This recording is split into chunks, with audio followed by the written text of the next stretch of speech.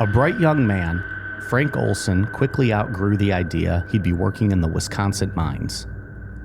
After falling in love with the study of bacteria, he found work with the government as biological warfare was ramping up during the Cold War.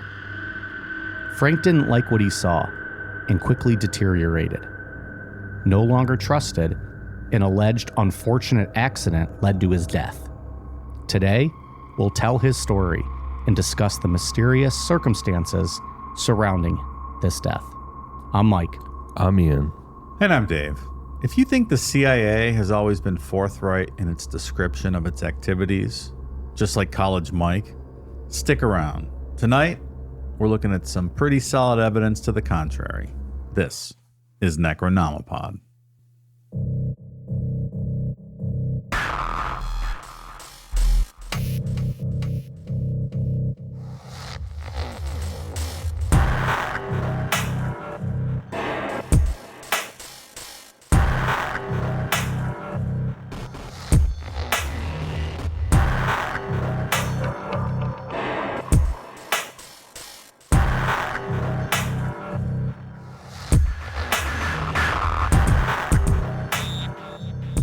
Dave, you're known for your incredible predictions on this show. Is that right? Well, other than, the Browns winning the Super Bowl or anything like that. Do you have an official Super Bowl prediction? I hadn't really thought about that yet. I'm putting you on the spot. And I don't mean a halftime show or commercials. I'm talking about the Kansas City Chiefs and the officials versus the Philadelphia Eagles. That's what I was about to say. Refs 31, Eagles 17. I'd really like to see Philly win. I can't take more fucking KC. Is it not like the experts have it as a close game, right? I think I saw. It's pretty close, right? The line? I think so. I don't know. This is the least excited I've been for a Super Bowl in a long time. Not really. I'm excited to see Kendrick Lamar. That's about it. Yeah, that'll be cool. That's about it. Yeah. So no official prediction. Do you want to throw one out? I'll throw one out too. I'm going to go. And I have not thought about it either. Philly 31, KC 24. I think Philly's going to win too. I think it's going to be an upset. Would you say 31-24? 31-24. That's a good guess. Thanks, pal. I'm going to actually bet it now. I'm going to go 35-27 Eagles. 35-27? Yes. Just 5 straight touchdowns and extra points. Yeah, they might be some tomfoolery to get there. I don't know. Okay. I just thought of two numbers and went with it. I like it. I'm going to say Kansas City 34, Philly 17. Okay. I thought you were going to go real crazy and be like 2. Yeah. They will have one safety. It's all the refs will allow. Yeah, I'm just ready for some new teams in there. I was really hoping Detroit would get there. Like a Detroit-Buffalo Super Bowl would have been so fun. Yeah. Alas, NFL has it fixed, so that would never happen. Think so? I don't really believe that, but... Like, is this what the people want to see and I'm just a Debbie Downer on it? No. Okay. Well, I don't really know anybody who wants to see it other than just Taylor Swift fans? Taylor Swift and Chiefs and Eagle fans. And yeah, it's not very exciting. Like, I don't know anyone that's like, fuck, I can't wait for the Super Bowl. Let us know who you think's going to win the Super Bowl. And don't say Taylor Swift or we'll fucking block you. We won't, but we'll think about it. It's harsh, but sure. We'll feel good thinking about it. I do have one thing. Yeah? Happy anniversary to the Necro Pals Facebook fan page. 5-year anniversary. Wow. So thanks to Kat and Angela for adminning that page. They've been doing that for a long time. 5 years. Good stuff. We've only been around, 6 years? Yeah. So thanks, guys. Good stuff. They're going to outlive us. That fan page will be around probably well after we're all in dead. In memoriam. Mm-hmm. There's a lot that goes into moderating that too. Like a lot of creeps out there. Yeah, and like just Facebook has its own, quirks and whatever, and yeah, there's a lot that goes into that. So I know Declan's on that page. He's active sometimes. I've seen him on there with people. Yeah. And with the day I find out who gave him a smartphone, I'm gonna fucking murder that person. He has no business having access to the internet. He likes to interact with the fans sometimes. That's not safe for anybody. Well, We are on some watch lists at this point, probably. Yeah, if he tries to hook up with you and meet you somewhere, just say no. Yeah. Don't do it. And just know if he's contacting you, he's already contacted your teenage kids. He's working his way up the chain. Yeah. Is that his MO? He couldn't get to them, so he's going to get to them through you. All right, what do we got on deck today? Frank Olson was born on July 17th, 1910, in Hurley, Wisconsin, a small mining town in Iron County where life pretty much revolved around digging up iron ore. For most kids of Swedish immigrant families like Frank's, the future looked pretty straightforward: follow their parents' footsteps and spend long days working in the mines. But Frank wasn't like most kids, and by the time he graduated high school in 1927, it was clear that Frank wasn't going to be a miner. Frank was extremely intelligent, and he was very much into biology and chemistry. After high school, Frank attended the University of Wisconsin, diving into bacteriology.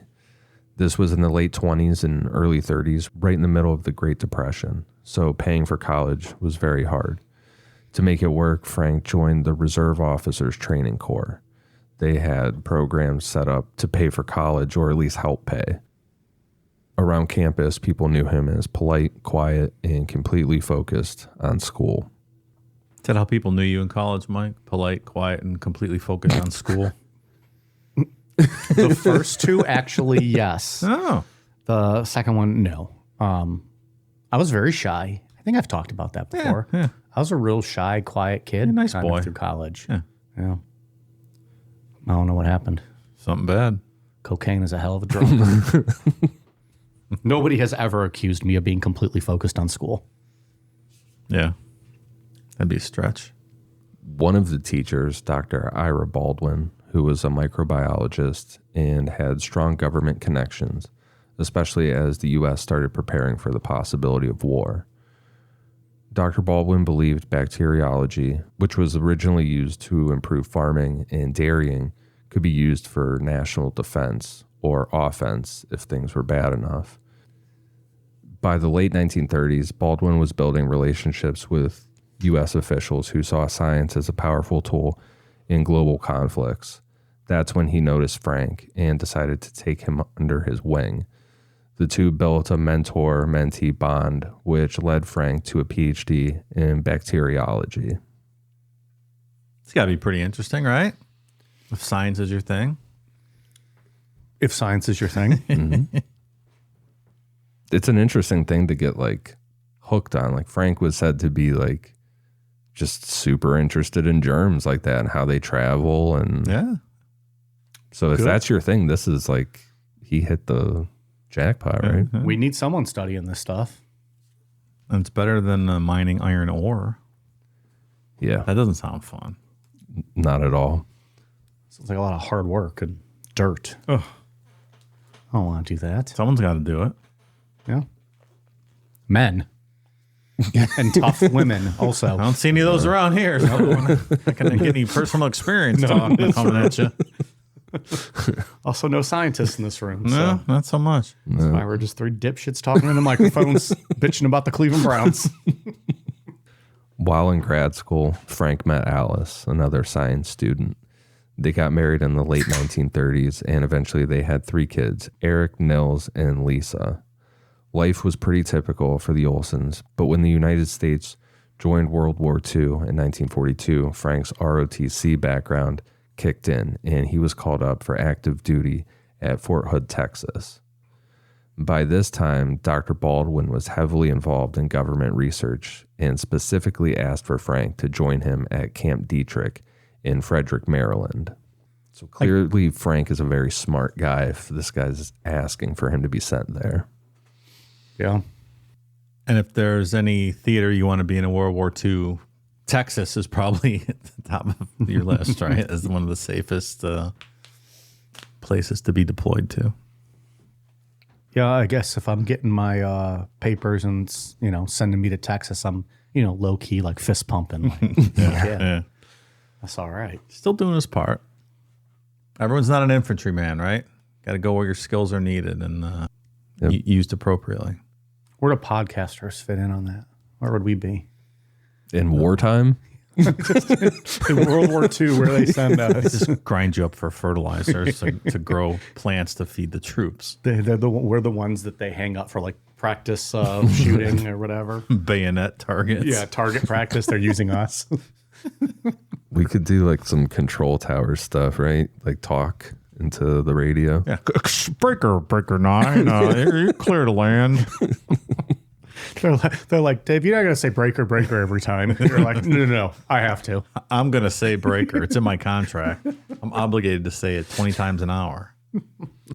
Camp Detrick was the center for the United States Army's biological warfare laboratories.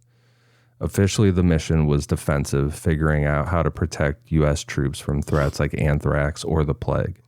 But if you can create this stuff for defense, you can easily turn it into a weapon. After the war ended, the Soviet Union became the new big threat, and we're going to start heading into the Cold War. The fear that Soviet scientists might create the next deadly plague pushed the Army to throw a ton of money into Camp Detrick. By 1949, they set up the Special Operations Division, a super secret group buried within Detrick. People called it, because Camp Detrick was already super secretive, so I had seen it called Camp Detrick within Camp Detrick, like completely secretive. No room numbers off the books. Yep. It's not very original, also. It's Camp Detrick within Camp Detrick. I did see it described that way. People are like, wait, what? These guys tested all kind of wild, borderline illegal ideas, from aerosol anthrax bombs to gadgets that looked harmless but could kill instantly. They came up with stuff like fountain pens that released deadly toxins, shaving cream cans packed with aerosol anthrax, and cigarettes that emitted lethal gas when they were lit. One of their favorites was to use a cigarette lighter that sprayed a nerve agent instead of a flame. Just one flick, it shoots up in your face and you're done. Another one was lipstick coated with poison. As soon as someone put that lipstick on, you're dead. The craziest one that I read was that they made asthma inhalers loaded with pneumonia causing bacteria. So somebody has asthma, now you got pneumonia. Some cool James Bond shit going on there. Mm-hmm. Some of that stuff, the pen one specifically, is rumored to be what the CIA/FBI proposed to Bobby Kennedy when he was Attorney General to try to take out Castro. Him personally? Depends who you ask. Really? Yes. The Kennedys denied all of that, but Like give it to him as a gift during a visit or something? Hoover, trying to slander Bobby in the aftermath, was like, well, we've had all kinds of conversations with him about how we can take out Castro. Yeah, it's one of those. You hear the rumors, but whoever knows what's going to be true. But yeah, like literally like a pen. Like, well, let's give him a pen and then it'll explode or something. Yeah. They'll never know where it came from. The one book I read said that they tried multiple that all failed, that Bobby Kennedy signed off on. Wow. He denied that, so I don't know. And them and the Hoover didn't get along, so who knows? You think that stuff would all be black book and the Attorney General wouldn't be signing off on it, right? You would think. But also Hoover had so much power that he could have probably exposed anything he wanted to. He did what he wanted. Yeah. So by 1952, Frank was the acting chief over SOD at Detrick. So he oversaw the creation of a lot of this stuff. The driving force behind all of the work at Camp Detrick was a guy named George W. Merck, the president of Merck & Co. Back in Roosevelt's administration, he was heavily involved in bioweapons research, leading to the War Research Service. Merck wasn't just about science. He believed that the Army needed big pharma to get things done. His thinking was that if the Army ever needed tens of thousands of anthrax bombs, only large pharmaceutical labs could handle that kind of production. Merck was also very hands-on. He visited Camp Detrick regularly, working on ways to refine anthrax and turn it into a stable aerosol. Thanks to his push for a more industrial approach, Camp Detrick moved from small experiments to being ready for large-scale production if the president ever decided to pull the trigger. But if the Army ever needs tens of thousands of anthrax bombs, isn't it just time to pull the plug on humanity at that point? I think that's Tens of thousands of anthrax That's what they're doing, bombs. pal. Jesus. That sounds delightful. It's also crazy that, that was the mindset. Like they're preparing for a war that would just Absolutely. end civilization. They 100% were, sure.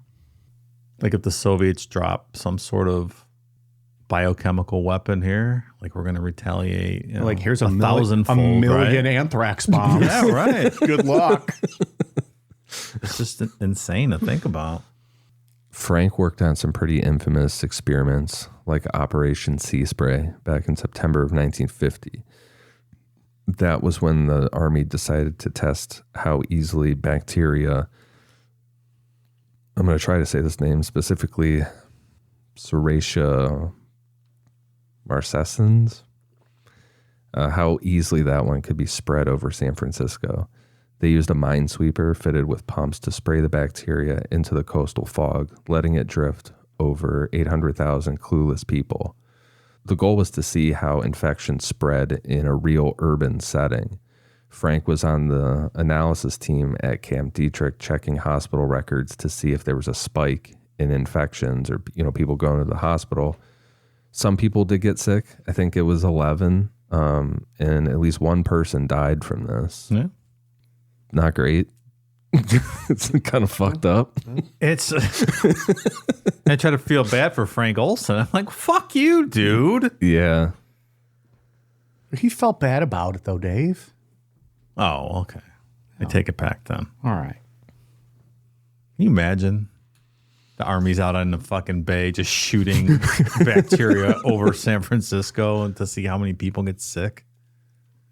We covered this last month on a bonus show on Patreon. We did. Where you gave us stories and we had to guess whether or not they were true. And Ian was one up on you. And 'cause obviously he already you knew about rigged it this. because you picked a story that he was researching at the time. And I said it was false because it seemed so ridiculous I that this know. would have been true. Mm-hmm. Like, you don't want to think about your country this way. You're living in a fantasy land, and I know I probably was to think that they wouldn't do this stuff. But damn, like that sucks. And they're like, they'll be fine. It's a harmless bacteria. And it was urinary tract infections, if I remember, is what the people got from this bacteria. They're like, it was only 11 out of 800,000. They're fine. It's like 0.00 something. Yeah. Oh, one died? Big whoop. Yeah, they didn't know like the average. Like, I wonder how many people did get urinary tract infections from that just didn't go to the hospital. Yeah, right. Just mildly uncomfortable for a few days. Like, I would asshole, imagine a lot more. I can't pee. My wiener hurts because of your experiment. Wait, is it not supposed to hurt when you pee? I thought it was like a little tingling, mild burning. Like razor blades? Yeah. Like, I like, don't, yeah. I don't cry all the time. Just sometimes, right? Yeah. I thought that was normal. You're fine. Okay. Thanks. Phew.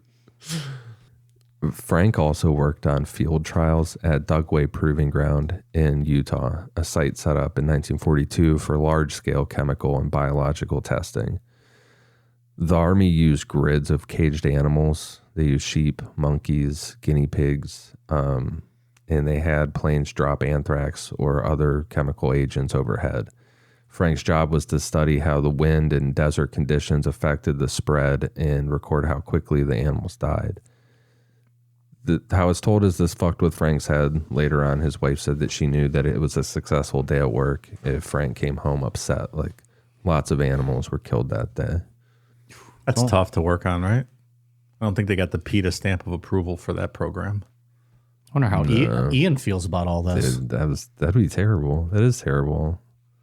I think animal testing is a necessary part of existence. Yeah.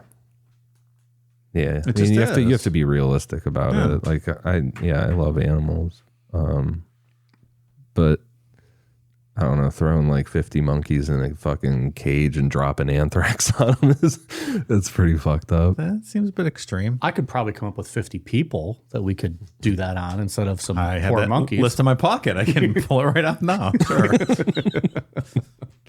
No hesitation, pal. I saw over the weekend, Groundhog Day, Punxsutawney Phil. PETA wanted to replace Punxsutawney Phil with what was it, like a vegan cake or something? I'm like, Why? what are you talking about? Like, that's the best cared for fucking animal in Pennsylvania. Groundhog in Pennsylvania.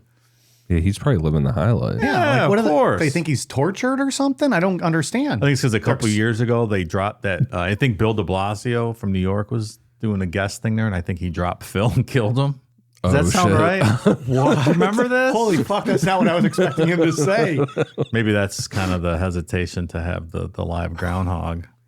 Oh shit! I thought that. I might have to. Well, let's not get beta bitches holding up groundhogs. If you can't hold a fucking groundhog, you shouldn't be holding up a I groundhog. have to check this in real time. I think that's what happened though. He dropped and killed the groundhog? How the fuck you kill it by just dropping it? He's like fucking spike it like he's a football. Yeah, groundhog dropped by mayor later dies. Oh my gosh.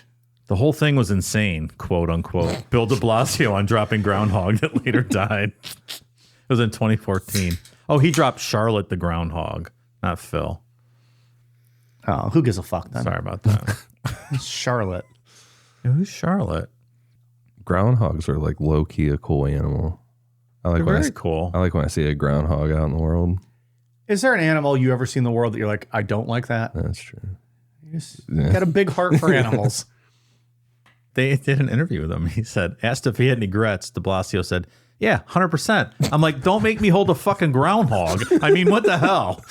Let me tell you what happened. I go there and it's 7 a.m, which means my motor skills are not at their best. I put on these gloves and they're like, here's a groundhog. I'm like, what the fuck? I'm like, don't you have a little more coaching to go with this or whatever? It was idiocy. Why would you want an elected official to hold a groundhog?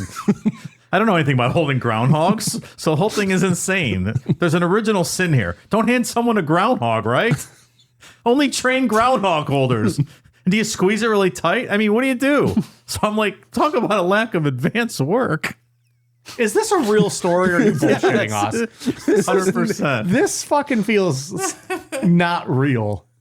He dropped Charlotte and they found her dead like a week later. What the fuck? I don't know how to hold a groundhog. I would have said the same thing. Yeah. At least a little bit of like here's how you hold him. Don't. Yeah, he just shoved it in his hands. Yeah. That's pretty funny though. Maybe that's on his advance team. Like, hey, don't put me in a situation where I have to hold a Right. fucking animal at 7 a.m. What the fuck? All right, well, there's that. Happy Groundhog's Day, everybody. Buckeye or Punxsutawney Phil, 6 weeks of winter left. Incidentally. Buckeye Chuck, early spring. Conflicting.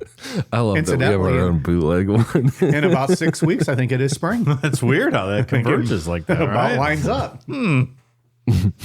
Hey, Buckeye Chuck. Yeah. He's the real deal, Ian. He's not a bootleg anything. He's not the Menards of Punxsutawney Phil, all right? While Frank was doing all this work at Dietrich, the CIA got swept up in rumors that the Soviets and or Chinese had figured out brainwashing. In 1950, the CIA decided to do something about it and started Project Bluebird, experimenting with hypnosis, truth serums, and barbiturates. Truth serums being like, they would take like a schizophrenia medication, something, mix it with whatever, and Whatever they had on hand. yeah. A little bit of this, a little bit of that. By 1951, it was rebranded as Project Artichoke, and then they ramped it up with drugs like LSD and mescaline. We did a whole episode on MK Ultra where we talked about these programs in depth. Artichoke teams brought together CIA officers, military doctors, and psychologists, often operating out of secret locations in Europe and Asia. There, they experimented with chemical cocktails, sometimes mixing LSD with other drugs, alongside physical abuse and hypnosis. if a detainee died, it was written off as a, quote, fatal mishap. To take things further, the CIA needed expertise in toxins and aerosols. That's where Fort Detrick's SOD came in. So in 1952, Frank found himself pulled into the Artichoke Committee. On assignments overseas, Frank sometimes saw, but in most cases heard about, detainees being tortured to death while using LSD or similar drugs. This ate away at him, and he told a coworker he couldn't handle watching people die, which, having a conscience in a world like this, makes Frank a problem. Can't have somebody feeling bad about this stuff. No, you probably can't do your job at the level expected when you're feeling bad about it. Yeah. So at this point in the story, Frank is he is second guessing some of this stuff. In mid-November 1953, about a dozen men from the CIA and SOD, including Frank, went to a cabin at Deep Creek Lake in Maryland. Officially, it was a gathering to talk shop and do some team building. In attendance were two masterminds behind a lot of this shit, Sidney Gottlieb and Robert Lashbrook of the CIA. Go back and listen to our MKUltra episode for a deeper dive on this part of the story, but Gottlieb was the agency's chief chemist. He was born in New York to Jewish immigrants. He attended the University of Wisconsin, where he crossed paths with Frank's mentor, Ira Baldwin. All these guys are connected in one way or another. The CIA recruited Gottlieb in 1951 for his knowledge in toxins and psychoactive drugs. By 1953, he was running LSD trials under the broader MKUltra umbrella, and he was given the job to figure out whether or not LSD could shatter minds and rebuild them as the agency wanted to. We, like in that episode, we talked about like the Manchurian Candidate kind of thing. Like they were really trying to do some crazy shit.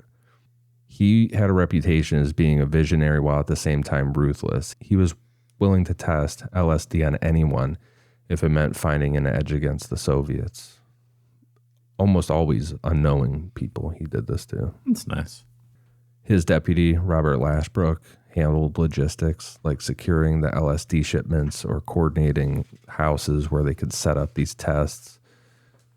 Some people at the CIA headquarters referred to him as the ultimate sidekick. He never questioned orders and he kept secrets no matter what. Before we go forward real quick, there's also an Operation Paperclip aspect to Frank's disillusionment as we're getting into this. We did a whole episode on that as well. But that's when we brought all the Nazi scientists like Werner von Braun, pulled them in for their knowledge. And some of those Nazis worked at Camp Detrick, and Frank didn't love it. We don't love it either, Frank.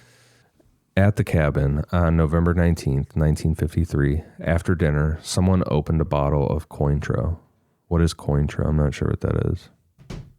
Oh, some kind of liqueur. Right, Mike? I don't know that term either. Are you looking it up? It's a colorless French triple sec liqueur with a strong orange flavor and 40% ABV. Sounds terrible. No, that sounds awful. Fuck out of here with that. I'd be the only safe one in this situation. They're like, no, I got a Miller Lite here. I'm just fine. Thank you. Kind of nerds open that up to drink. Scientists. An orange liqueur. Tasty.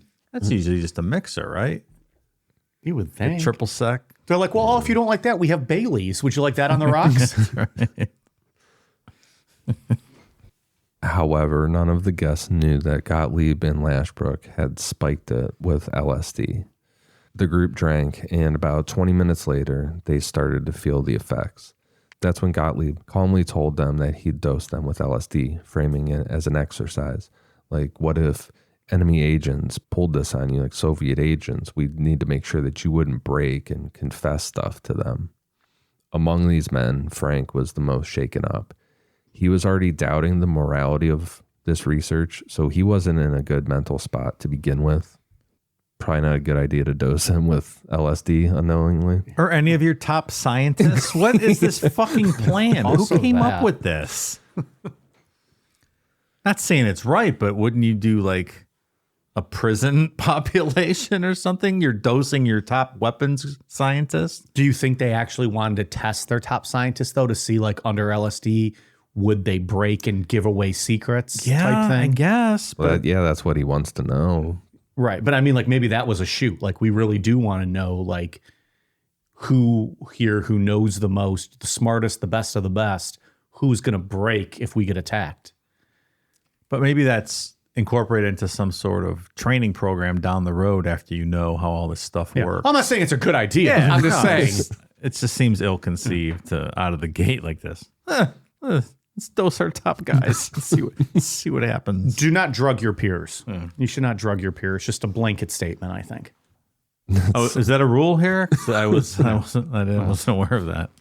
If you're in the pro wrestling business, you're just H-bombing people every night, right?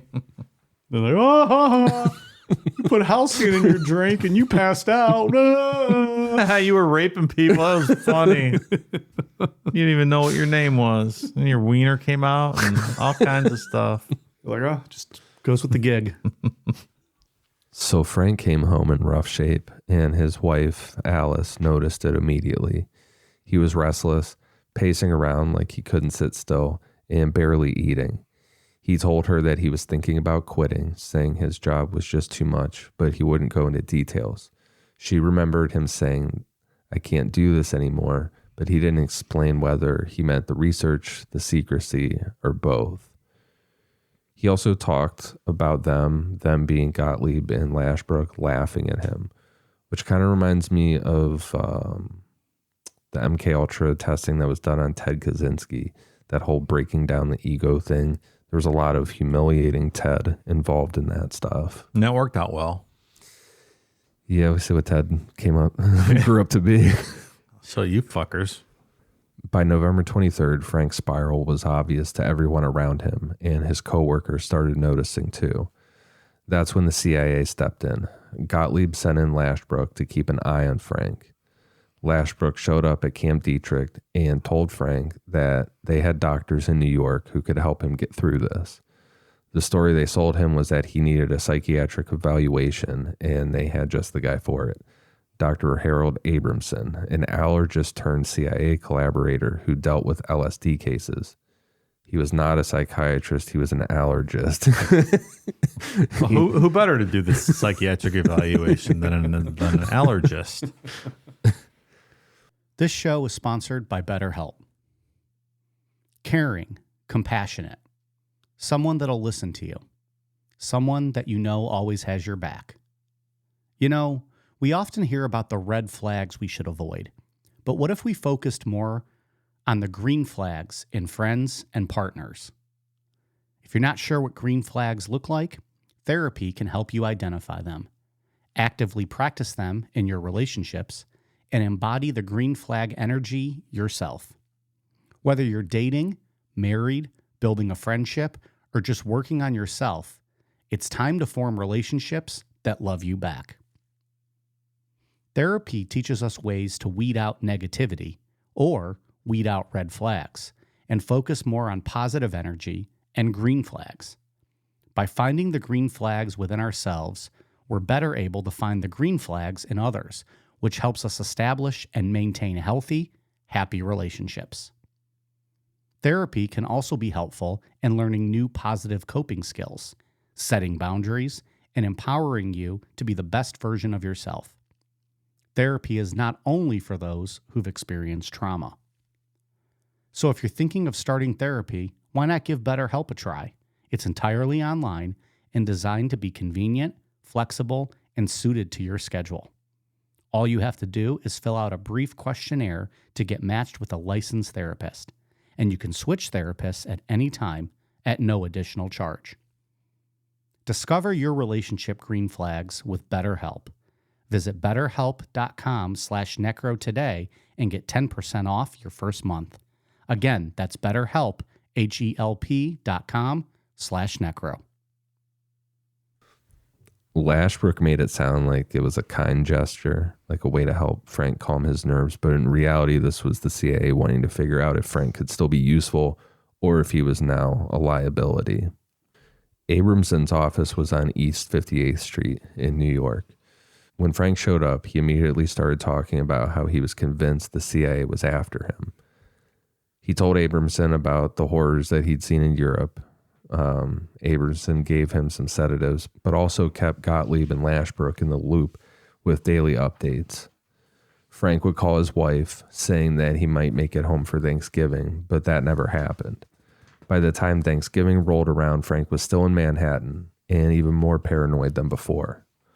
Lashbrook eventually told him that they'd get Frank into a sanatorium, and on November 27th, they checked into room 1018A at the Statler Hotel. Sanatorium's weird. I had to look that up. It's like just a place to relax, right? Yeah. I didn't know what it was. Not a sanitarium. Not a mental sanitarium, just like a relaxation place. Yeah. Is that right? I think so, yeah. I could use one of those. It's like a vacation. That sounds all right. Metallica should have wrote that song instead. Sanatorium. And just everyone goes to Let sleep. me relax. Relax. Lashbrook later said that Frank seemed calmer that evening, but in the early hours of November 28th, around 2:30 a.m., Frank crashed through the closed window and fell onto 7th Avenue.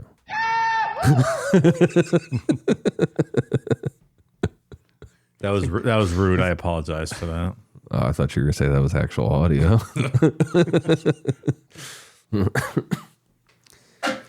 Well, hang on real quick. I just want to clarify. A hospital that specializes in treating long-term illness, convalescence, and other related ailments. Oh, that doesn't sound relaxing. I don't want to go there then. No. That sound great. But I think people confuse. Oh, you were talking about an all-inclusive resort in the Bahamas. That's where you got mixed up. You wanted a swim-up bar at 8 a.m. That's my kind of sanatorium. That's what you were thinking of. I just think people conflate those words, sanitarium, sanatorium. Yeah, we've wanted to make discussed the that difference, before, yeah. I think, when we covered like a haunted sanitarium, I think. I think that's right. I remember us discussing that somewhere in the archives. Sorry, I think I interrupted the flow of the story there. Welcome to the club, pal. So Frank was still alive when he hit the ground. He was wearing only an undershirt and boxer shorts, but he died within minutes. This is a really high fucking, he's high up there. It's amazing that he lived for a few minutes. Yeah. The night manager, Armand Pastor, rushed outside and found Frank laying there. He was trying to say something, but I couldn't make out what he said, and Frank died. Oof. Police arrived not long after the incident. They had their guns drawn and entered room 1018A, where they found Lashbrook sitting on the toilet, looking shaken, or that's how the story goes. Lashbrook claimed he'd been asleep, heard a crash, and then realized Frank was gone. But the forensics and the layout of the room don't match up. The room was small, with 2 beds set just feet from the window and a heavy radiator running along the wall below the sill. For Frank to pull off a clean jump, he'd have to move the radiator, weave around the beds, and somehow crash through a completely closed windows, the curtains and shade down as well. It's a lot of force. Yeah. Seems unlikely, Ian. Seems unlikely. Especially he's just in his underwear and t-shirt, It's not like he has shoes to go running and like kick the window first or something, Yeah. Reports say the shade ended up tangled in the broken glass, which suggests it was either yanked aside with force or someone went straight through it without bothering to pull it up. Also, there wasn't much space to build that momentum, just a few feet between the bed and the window. Breaking through glass at that speed seems unlikely if Frank had run or dove. The furniture and the radiator would have been disturbed, but everything in the room was mostly in place, aside from some shards of glass. It reminded me of the Ray Rivera story. Remember with the, like they were like, well, could he have really jumped off the roof given, the much space he had? It was just The angles didn't line up. It didn't quite line up, and that was just part of the conspiracy. That's what it reminded me of, kind of reading these notes. Yeah, and his cell phone wasn't damaged. Raised. It was like placed Raised. next to the hole, right? Yeah. Sandals. Yeah. Because he went through the roof, like a lower roof, and they found his body inside the hotel. Yeah. Yeah. It's a weird story. Yeah. Yeah, that was a really good one. That was a good one because it's just good conversation, what happened, good debate. The way they represent this happening in that Wormwood documentary is that our friend Lashbrook's just sitting in a bathroom the whole time. Here's the crash. Here's someone knock on the door, like kind of signaling it's done. And that's it. Lashbrook wasn't the one that did this. Yeah. But, yeah. He just closed the door and someone else came in and did it. Is that true? I don't know. Let's get to the story. Well, let's work through this. Let's work through this. Regardless of how weird it looked, the NYPD went with Lashbrook's version. Frank was in the middle of a nervous breakdown and jumped.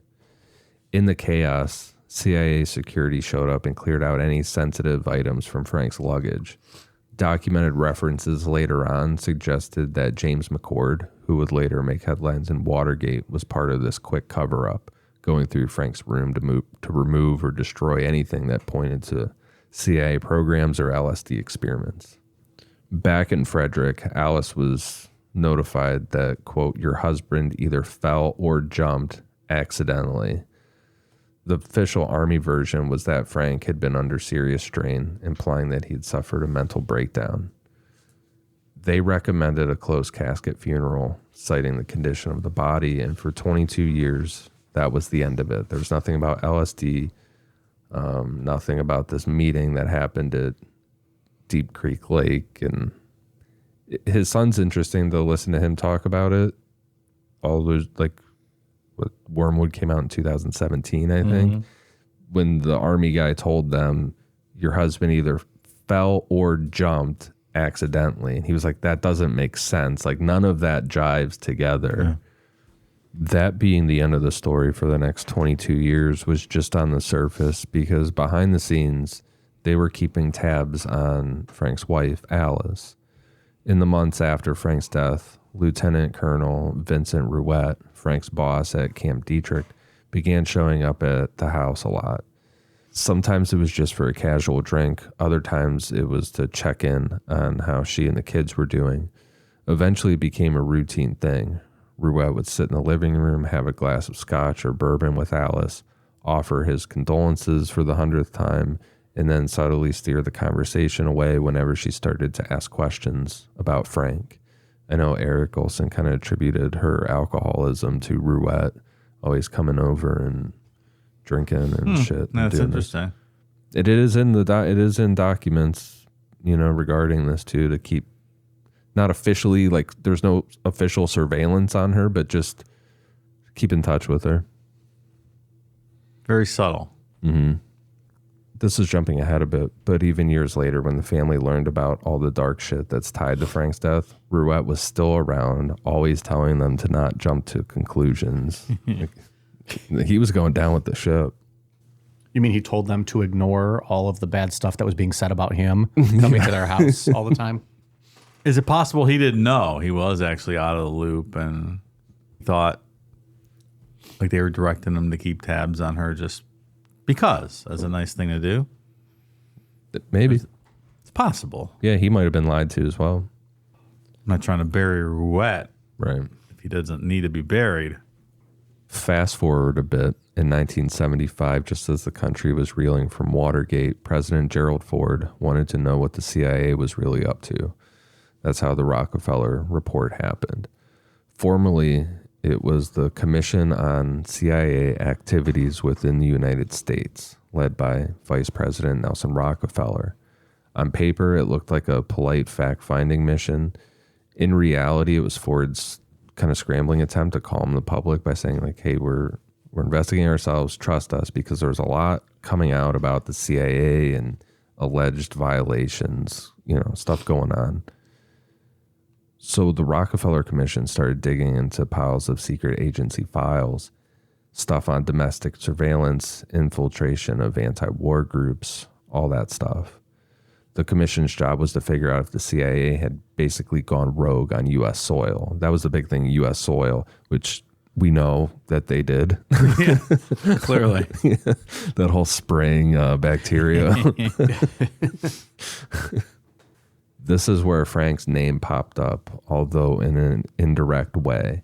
The commission referenced an Army employee who had fell or jumped from a New York hotel window after being secretly dosed with LSD. That matches up perfectly with what the Olson family had been told, that Frank fell or jumped to his death in New York, in a New York hotel. Like, there's no one else they could be talking about. That sounds familiar. So they went to the media, and the commission's partial revelations about the LSD experiments effectively blew the story about Frank wide open. Like we said earlier, go back and listen to MK Ultra for all the details on the Rockefeller Commission and stuff. The White House offered the Olsons a $1.25 million settlement in 1975. This was later lowered to $750,000 on the condition that they not sue. I'm still not sure how it got lowered. Yeah, like they're like, we're going to lower it and throw on a condition. Yeah, because they agree. Eric Olson in the documentary says, like, we agreed to it, and then when we got the final thing, it was down to $750. I'm like, what are you talking about? It was, I don't fully understand it, but it was something like a congressional thing. I don't know. Oh yeah, because they wanted to. They had Congress approve this as a bill going that route. Yeah. And they must have lowered it in committee or whatever before it passed. That's right. But still. It's still shady. Like, just pay them the fucking money. Yeah. It's not that much money. It'll be all right. Just print more like you always do. USA. USA. USA. USA! USA! USA! Thanks, Homer. Gerald Ford's advisors, including Donald Rumsfeld and Dick Cheney, had warned that a public lawsuit might expose deeper CIA crimes. The Olsons agreed to the settlement, and how Eric Olson tells it is that President Ford was very sympathetic towards them, and it was a very caring conversation. And I was thinking, Mike, do you think that President Ford would have been genuine in that caring conversation, or was he like Rumsfeld and Cheney, like, get this family to shut up and get them the fuck out of here? Because the way Eric Olson tells it, it sounds like it was a very, very deep and meaningful meeting that they had with him. I like Gerald Ford. I think he was, president in a very tough situation after Watergate, where nobody trusted the government. I think he's a nice guy, and I think he probably was sympathetic. But I think this was probably a lot of, hey, you need to make this problem go away as well. Not to say that he wasn't sympathetic, but I think there probably was a lot of pushing to, like, maybe lay it on thick. I don't know. Like, I didn't know this story. Right. I haven't read a ton about Gerald Ford. I have a huge, like, 700-page biography that looks fantastic that's been sitting on my shelf for a few months now that I really want to read. That's just a guess, so I don't know. That would be my guess. Rumsfeld and Cheney went on to do great things in the early 2000s, so we'll hear about them later, a couple decades. There's a really interesting story about the 1980 election where the Republican Party was heavily pushing Reagan to take Gerald Ford as his vice president. And the way they pitched it was that, like, it was going to be like a co-presidency, because Ford was like the only big name Republican alive, who, like, a former president. So, like, hey, let's put him on your ticket. Maybe not alive. Nixon was still alive, but obviously he couldn't do anything. Let's put Ford on your ticket. He's a big name. He lost to Carter in 76. Let's let him have his comeback as the VP. And Reagan's like, nah, I'm not having a co-presidency. No fucking way. This is my time. Yeah. Get that bitch George Bush. They hated each other.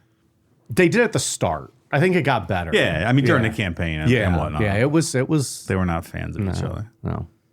Well, because Reagan was a dopey governor, actor, and Bush was a fucking institutional He was a politician. Republican. Yeah, He's like, he this had guy's come a up- fucking clown. How is he beating me? George H.W. Bush, the dad Bush, 41, was put in charge of the RNC immediately after Watergate. He's like, motherfuckers, like, what do you want me to do here? This is the worst job. Yeah. Then he was the head of the CIA for a year, and then he stepped down when Carter became president. It's like, bide my time. I'll be back. Here comes Reagan. No. The fuck you will, pal. I like to think of it like Reagan cashed in his money in the bank. If I can take my history knowledge and interweave some wrestling knowledge. So that was the official story, was that Frank was unknowingly dosed, freaked out, and jumped. The Olsons were paid their money, and that was it. Alice Olson passed away in 1993, and with her gone, Eric Olson finally felt like he could act on his suspicions about Frank's death because he never bought this. And by June of 1994, he decided that it was time to exhume Frank's body to see if modern forensics could confirm or disprove the suicide story. Eric wanted to do this in the past, but his mother, Alice, she would never go for it. To help, he brought in James Starrs, a forensic scientist from George Washington University. Together, they exhumed Frank's body, and kind of amazingly, after more than 40 years underground, the embalming process had kept his body in fairly good condition. Eric even commented that he could see his father's penis. It was in such good shape. This Eric Olson's an interesting guy. Is that actually what he said? Yeah, he made it a point to say he could make out his genitalia. Like, Thanks, Eric. It's on Netflix. Yeah, Wormwood on Netflix. Fucking weirdo. They gave a quick pass over the body. I try not to focus. I don't know. He's standing right there with it and stuff. Yeah. It's just, I don't know. It's weird. It's an odd documentary. It's long. Yeah. It's too long, as are every documentary that gets made these days. But yeah, it's good. He's an interesting guy to listen. If anything, just to listen to him talk. Yeah, very much so. Starrs found that there were no deep cuts on Frank's face. Like, if he just like jumped straight through a fucking window, you would expect that he would be, cut up and stuff, but he wasn't. Instead, they found a large hematoma near Frank's temple with the skin still intact, strongly suggesting that Frank had been hit in the head before falling. Starrs called it, quote, frankly suggestive of homicide, suggesting that Frank had been knocked out and then thrown out of the window to make it look like a suicide. Eric Olson went public with the autopsy findings, accusing the CIA of killing his dad to keep him quiet from exposing top secret biological warfare experiments and all that torture that was going on overseas. The CIA, of course, they stuck to their story and stayed quiet. Since the family took that settlement, it stopped them from filing lawsuits. So Eric turned to Manhattan District Attorney Robert Morgenthau in 1996. Morgenthau reopened the case and subpoenaed Robert Lashbrook. But Lashbrook gave the same story, that Frank jumped while I was asleep. By then, key people like Sidney Gottlieb had already passed away, and a further investigation was shut down, citing national security. Over time, more shocking details started to be reported on, like the CIA's 1953 study of assassination, which literally explains how to throw someone out a window is an easy way to stage an accident. It makes sense, yeah. The manual itself says that most police departments will not question that, and that they didn't in this either. Interesting. And then details came out about a bizarre phone call at the Statler Hotel. The hotel switchboard operator, who always had to stay on the line until calls connected, said that right after Frank's body was found on the sidewalk, she routed a call from room 1018A to Long Island. On the other end of the line in Long Island was Dr. Harold Abramson. The allergist. The allergist, yes, that was doing the psychiatric evaluation. The operator overheard Robert Lashbrook calmly say, "He's gone," to which Abramson replied, "That's too bad." And then they both hung up. The operator said it sounded Like the person on the other end was just confirming something they already knew. Isn't that crazy? That's checked out. People have cross-referenced the phone calls from that night. The phone number did belong to Abramson. So I'm starting to think something fishy went on. in 2002, after years of trying to get justice, Eric reburied his dad alongside his mom, Alice. He tried everything to prove that this was murder, but the case was never reopened. And that's where it's left, is that the official stories that Frank jumped to his death after a bad LSD trip, but I think we all know what happened here. Yeah. Not that. I mean, all the things we know with the coups and the assassinations that the CIA has done over there, this is not, shocking in any way. Yeah, throwing a guy out of a window Yeah. is the least of... Yeah. Yeah, right. So It's actually a little Bush League. This is one of their Bush League kills here. does seem to be a little sloppy. Is there anything to debate? I don't know. Like, yeah, they fucking killed him. I don't think he jumped. I don't think No. that's a possibility here. Well, no one's going to jump in their boxers and a t-shirt, right? You're going to put on some clothes. I think it's more... I think it's probably like how Wormwood portrays it, is that Lashbrook probably just went in the bathroom and shut the door and somebody else did it. Hit team came in and Yeah. was he threatening stuff? Like, it's hard to tell all the internal goings on of Right. Was he saying I'm tired of this? Was he really freaking out a bit, saying I'm going to go to the press, I'm going to do this, I'm going to release the secrets of all this chemical weapons testing we've been doing? Who knows? Or was he just going slowly, having a mental breakdown, Yeah. and they're like, well, we just can't trust him. When you become a national security threat like that, they're going to take care of you. Yeah. They're not just going to let you walk away. I don't think it's unheard of. I don't think it's... I think They couldn't offer him early retirement. Just say, hey, go take some time off. Relax. Why didn't he just email Doge and say resign? Then he'd have been out. He'd have been fine. See? Frank was already talking about, having or questioning the ethics or the morality of this stuff before the LSD trip. Or he was already talking, Yeah. you know what I mean? So he was already on, at least on Gottlieb's radar of a potential risk before the LSD even happened. So I think something was going to happen to Frank whether or not they did dose him.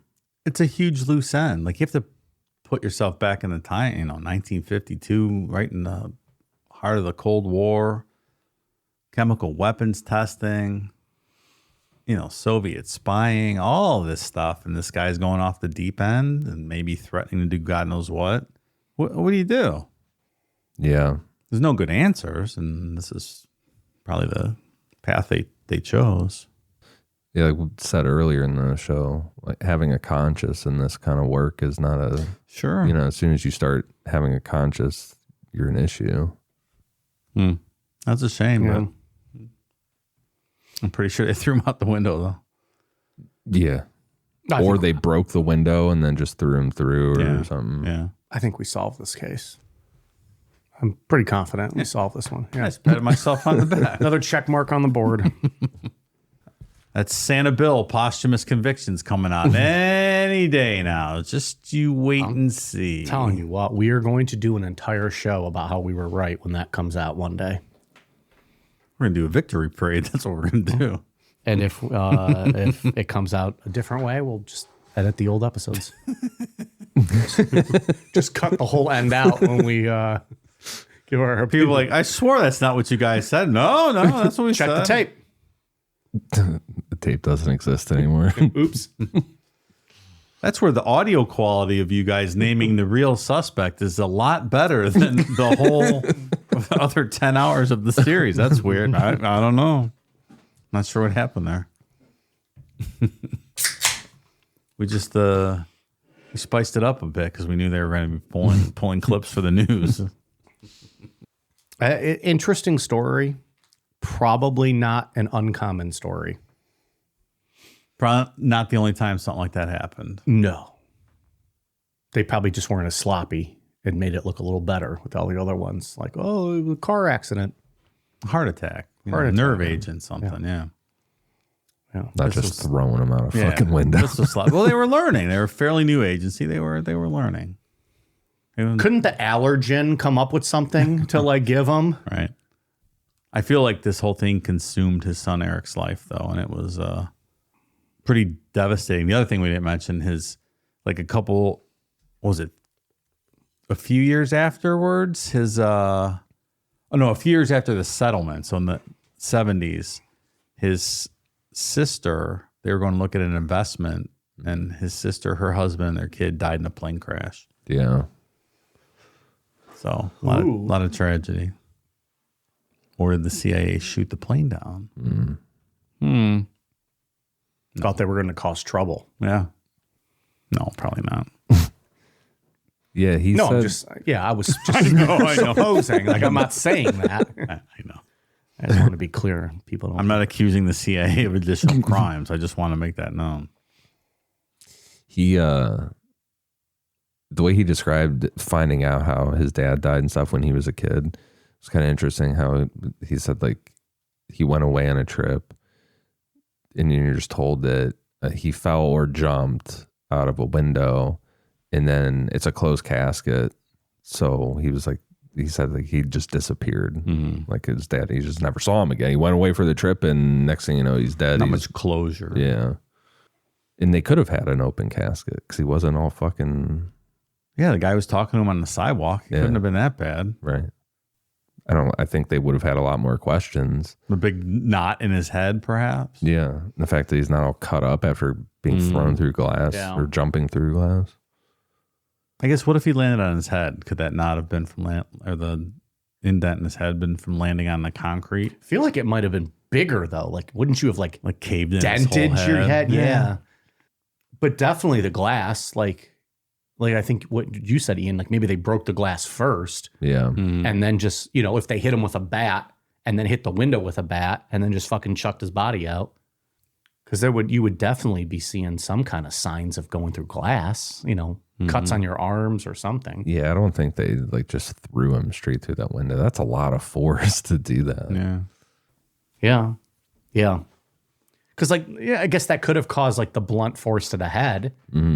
But again, there would be cuts. Yeah. You're not just going to land clean. No.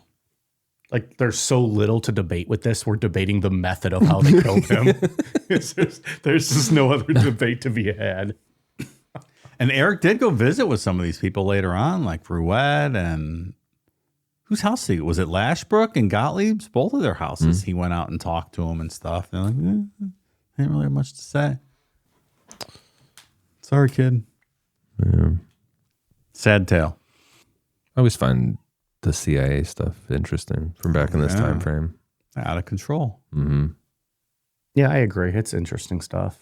Who knows what all they were up to, And I even just think like even to today, like there'll be stuff that comes out that we're like, what the fuck? It's just this didn't just stop. Like it's obviously still going on. Yeah, like the whole MK Ultra thing, how they were like, well, we'd stopped it.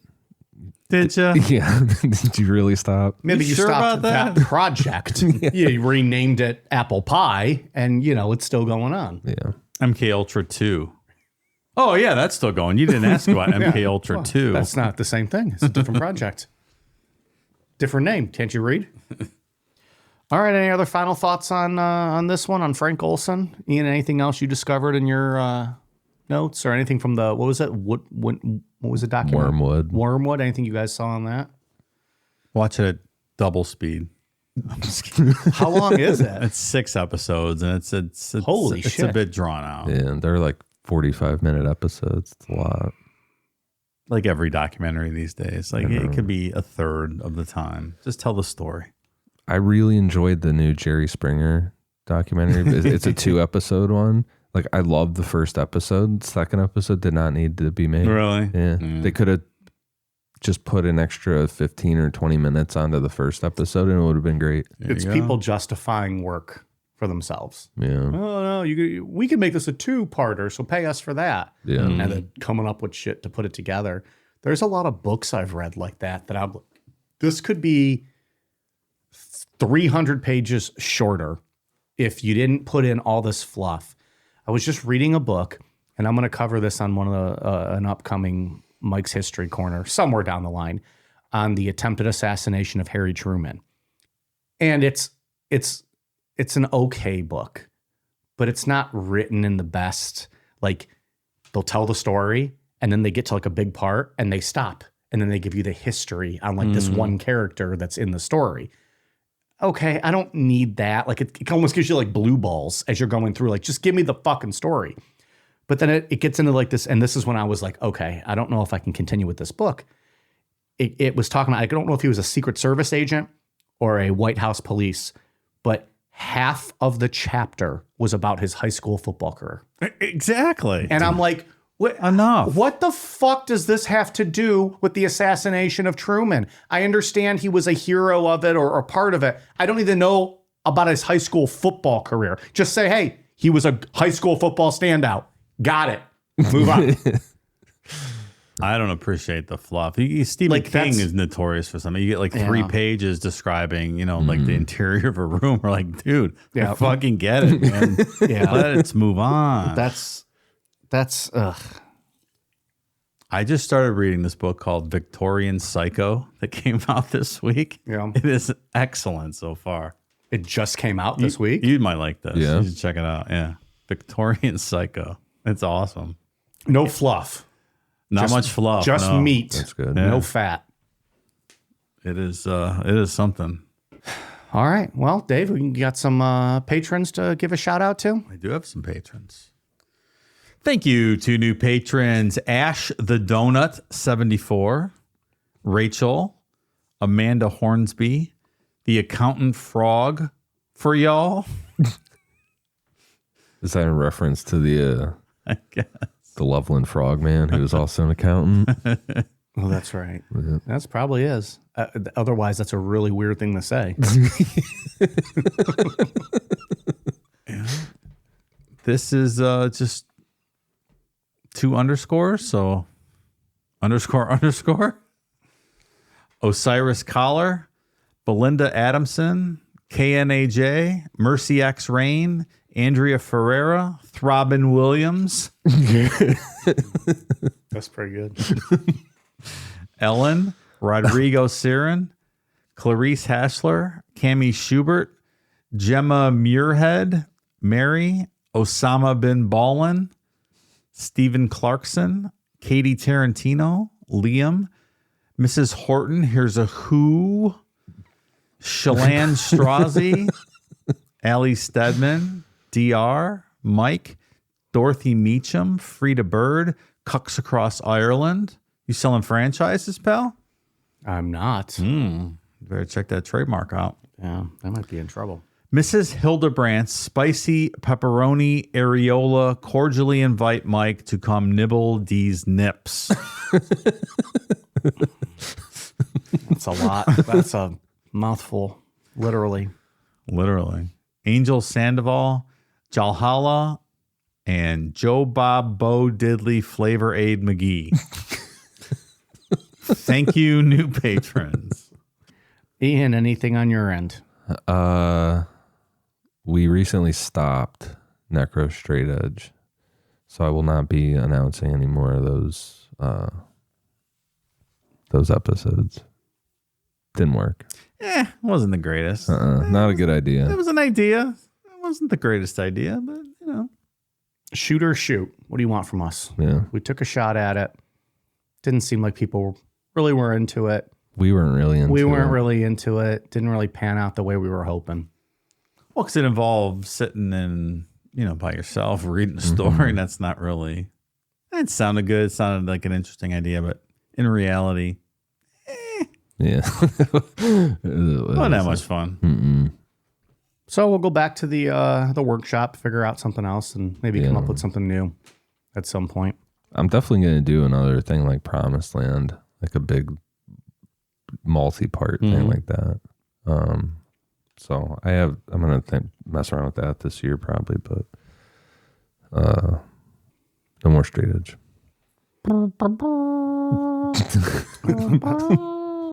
Dave, you have anything else on your end? I don't know. All right. Well, we are on Twitter, Facebook, Instagram, YouTube at Necronomipod, patreon.com/Necronomipod, amazon.com, search Necronomipod for all of our merch, and necronomipod.com. All right, you guys ready for a cool down beer? Cheers.